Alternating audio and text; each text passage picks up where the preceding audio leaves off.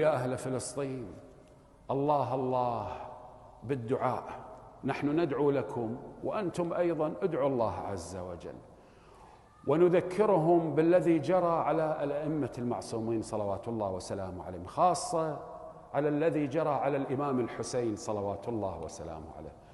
عندكم أنتم أطفال ذبحوا، قتلوا، نساء، أبرياء، عزل. الإمام الحسين سلام الله عليه مظلوم، أهل بيته مظلومون، أصحابه، نساؤه، عياله. في آخر لحظة رفع رضيعه وقال: يا قوم إن كان الذنب ذنب للكبار فما ذنب الصغار. هذا عبد الله الرضيع علي الأصغر 6 أشهر، شبيه رسول الله جده، لا يكن جده خصمكم يوم القيامة. ما رحموا الرضيع الحسين عليه السلام، رموه بسهم ذبحوه من الوريد إلى الوريد. لكم بالإمام الحسين وأهل بيته وأصحابه أسوة، عليكم بالصبر والثبات والتضحية، والنصر حليفكم إن شاء الله تعالى، نصر من الله وفتح قريب، وبشر المؤمنين. وهذا كلام الله عز وجل ووعد الله عز وجل. واللي يحسب نفسه أنه بهذا القتل غالب فإنه مغلوب، وسيلعنه الله ويلعنه اللاعنون ويلعنه التاريخ. الإمام أمير المؤمنين عليه السلام يقول: ما ظفر من ظفر الإثم به، والغالب بالشر مغلوب.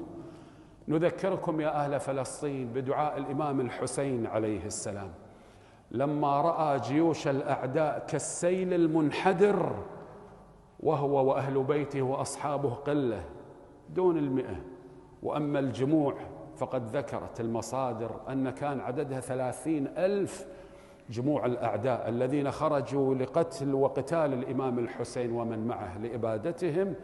رفع الإمام الحسين عليه السلام يديه ودعا ربه: اللهم أنت ثقتي في كل كرب، ورجائي في كل شدة، وأنت لي في كل أمر نزل بي ثقة وعدة.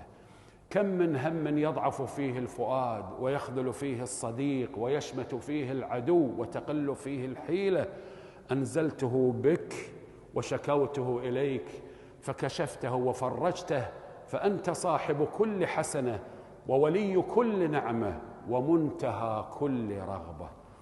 اذكروا الحسين عليه السلام وأهل بيت الحسين لترتفع معنوياتكم أكثر وأكثر وأكثر. المظلوم منتصر، والله ينصر هؤلاء أصحاب القضية المظلومين.